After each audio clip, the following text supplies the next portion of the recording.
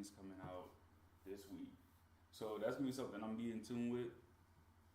I don't usually trade the pre-earnings move. I mean, I don't trade like the overnight earnings move.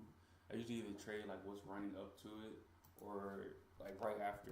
Because a lot of times if you try to like hold something into earnings, you can get destroyed by theta, honestly, and that just it's not worth it because with basic theta, if you don't know, is just time decay. And like the value of the options contracts, they raise up so much during earnings that a lot of times like none of them end up being profitable unless it's like some super huge major move, and you could like even got the direction right and it still just wouldn't pan out. So what I like to do, either trade like the week going up into earnings, because a lot of times you can either see like a significant pullback or a nice rally going into earnings, or I trade the basically after earnings, because then those contracts they basically end up settling down. People like buy and sell, get rid of them, and then you can actually trade the real move. It's not always going to be as explosive, but it's a lot safer than you trying to hold overnight through earnings, because especially nowadays you can see people can have a large beat in earnings and still like it'll still go the other way, and that's because the guidance can be kind of shaky or just for whatever reason, and it just may not turn out. So what we're looking at here is DPZ. It's Domino's Pizza. They actually did their earnings right before open today, and they actually had a surprise beat. They were expected to report about $4.12 a share. They ended up reporting like $4.33, and that was a surprise beat. Why this is actually relevant though is, believe it or not, pizza does really well during like rough economic times, and with everybody kind of just cautious about what's going on with the tariffs and Trump and things of that sort. There are a lot of recession fears. So with that going on, people a lot of times are looking to like consumer staples and other stocks that tend to do well during recessionary times. So I definitely just pay attention to that to see, kind of get a gauge on what some of the sentiment is and how they're doing. Because I even can, here, I'm going to exit out a little bit to show you guys this.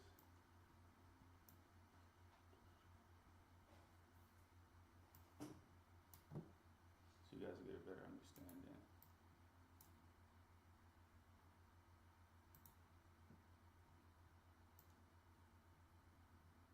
I'm on the monthly chart right now. Just going to go a little bit back in time.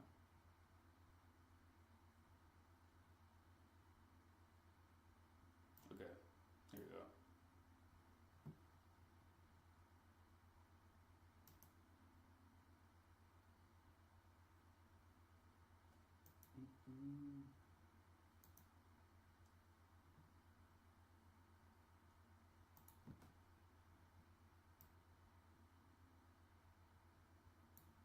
Alright, you can see this area that like highlighted in blue.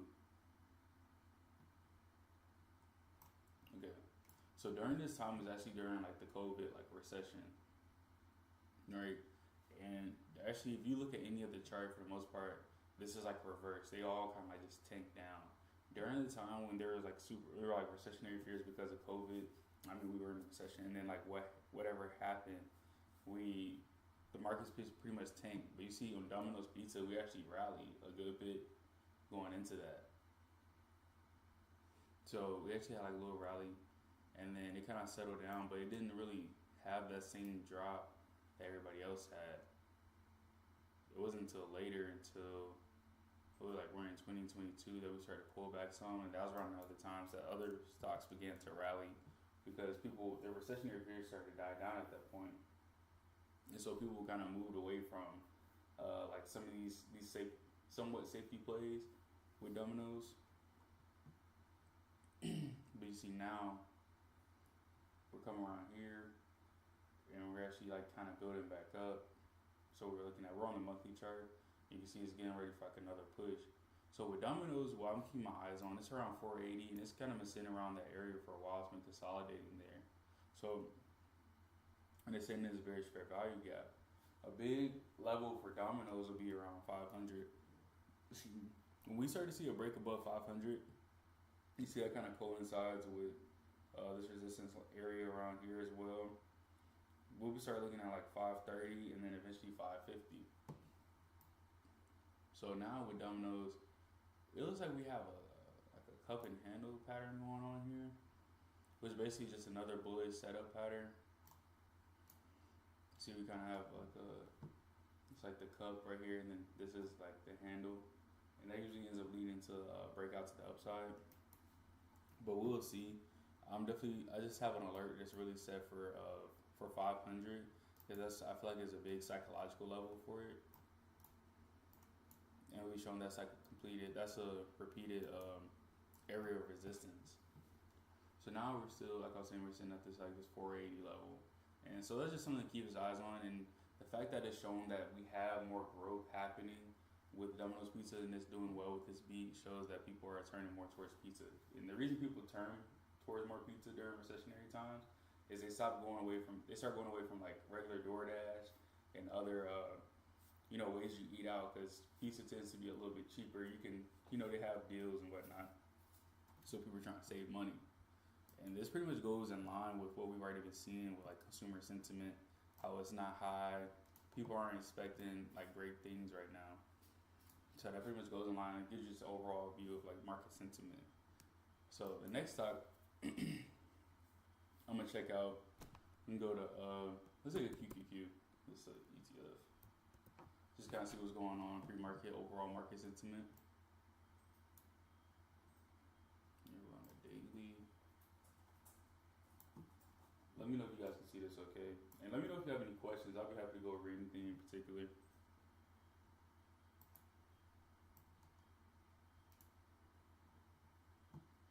So with QQQ,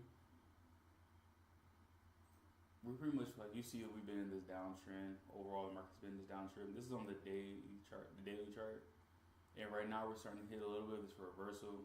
We have this crazy freaking like God candle right here, and then we spend a little bit more. Hold on a second.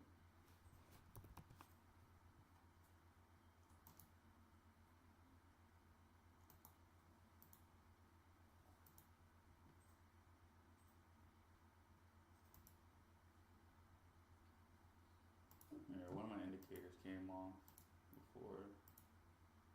Trying to put that back on.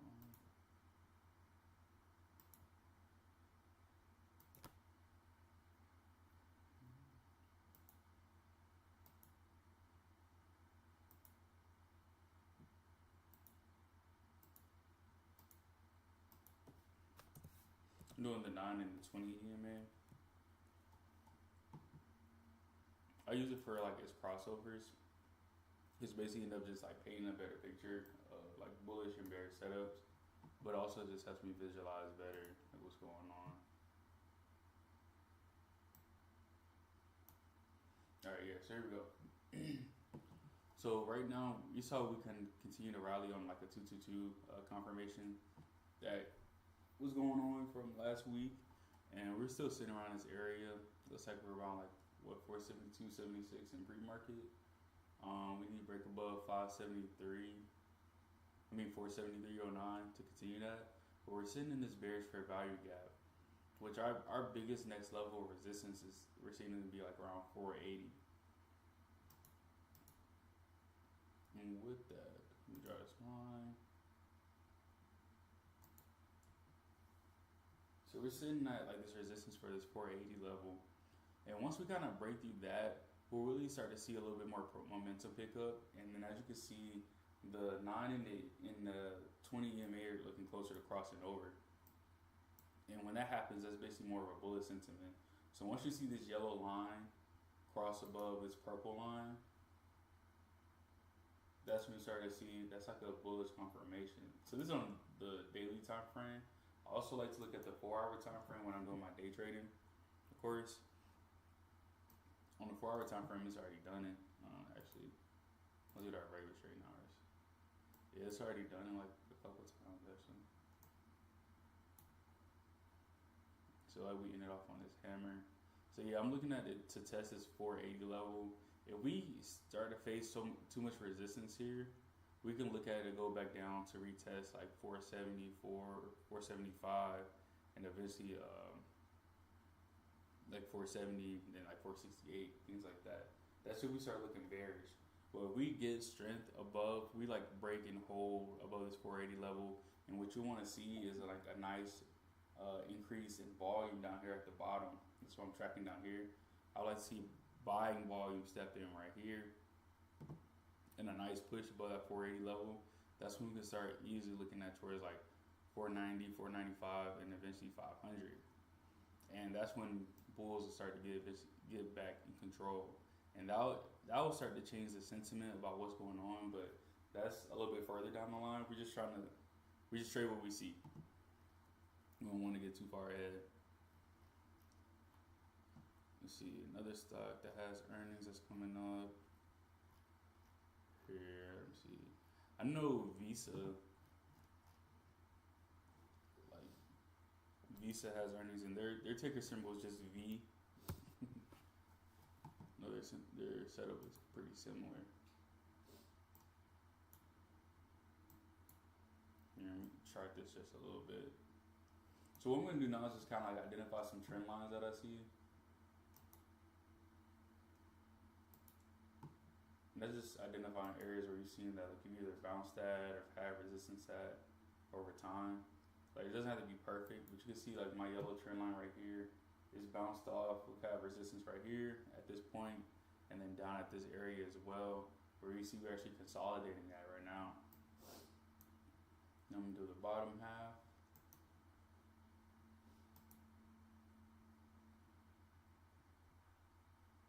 Here, fix that a little bit.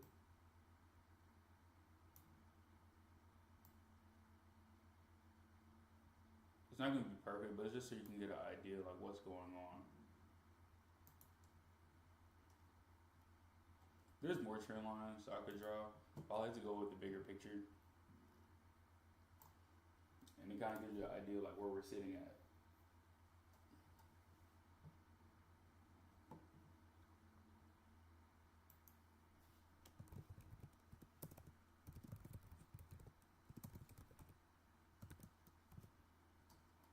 So what we're looking at here, we're sitting right here at this upper trend line, which is around what 335, and they have. Let's see what day they're reporting this.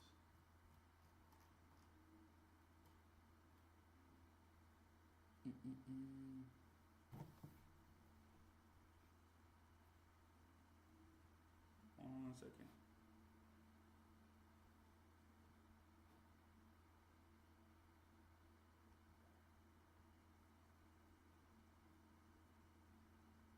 So they report Tuesday after close.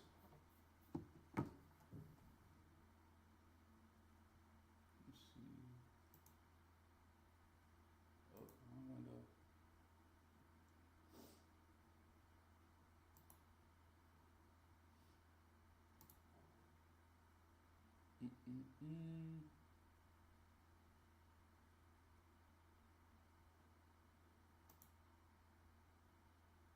There we go. Yeah, so they report Tuesday after close. What I'm looking at here, this could easily be set up for a nice breakout with earnings. So for today, I'm just looking at it to see if it does a breakout and we start to like rally going into earnings, which we'll see. That'll be up for debate. And my first target to be around 340. That's my next level of resistance I'm seeing right here.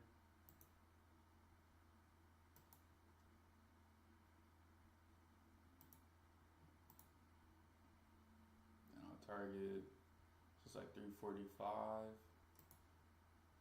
What I'm doing to mark out these levels is I'm looking at areas of like resistance, like these levels of consolidation or another support areas. So right here I'm looking at the top, like where we struggled at before, what's been a points that's rejected off before, or like where previous highs were marked at. And then right here is 350. You see that kind of lines up. Let me see, I'm gonna move over. That lines up like right in here. So so you get a better idea where I'm marking out resistance at. And as you learn, like when you're looking at this and you're trying to chart out like your highs and your lows, or just like your regular resistance levels, you'll start to see that a lot of these numbers typically coincide with various what's the word? Like they coincide just basically with like certain numbers that like are psychological to people's minds. So it'll be like, let's say for like AMD, like a big AMD and Nvidia, a big number for them is like $100, and that's like a psychological thing that happens like with traders, which also affects how it looks on the chart. So I'm going on to our we go to 2 hour time frame.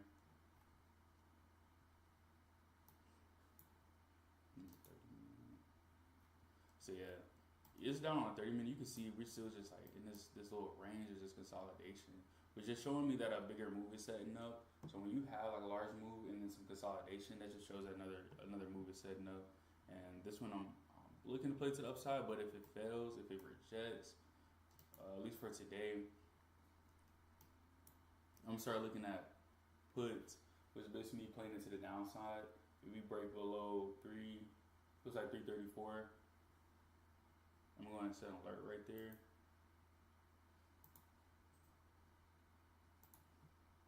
At that point, then I started targeting like around, what is this, about 333. So yeah, below 334, I started targeting like 333. That's like my first stop area because it can definitely hold support right here. And then I'll look at 330, of course, and that's when we started targeting other lows to the downside. Because really, once we get below like that 330 level, if we do that, we start looking towards like 327, 325, and we start to fill some of these fair value gaps we have coming down here. And that can turn on quick. Hopefully, overall, if we lead to a breakdown like that, we can end up touching all the way down to like this 290 level, which I don't necessarily see that, but earnings can really be the catalyst for any of those moves, especially if we get down. I could definitely see like 320. Like I say, we don't have good earnings.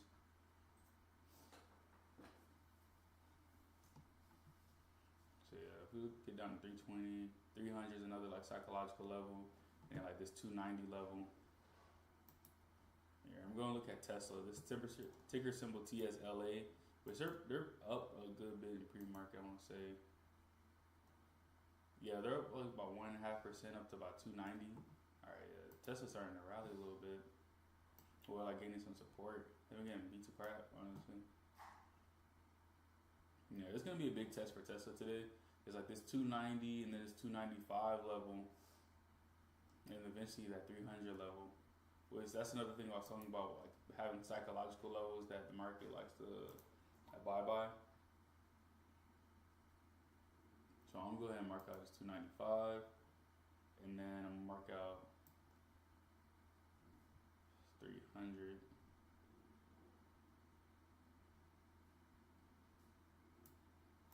If you're gonna play Tesla though, that's like a super volatile stock. That thing, like once the market opens up, it just kind of come out the gate just running. So for Tesla, what I'm looking at is like for puts, I like puts below 281. So I'm going to mark that out, just mark out an alert. So we break below 281, I'll enter in puts. And then for calls, typically my break above calls would be, it's like 286. But we're already above that in pre-market.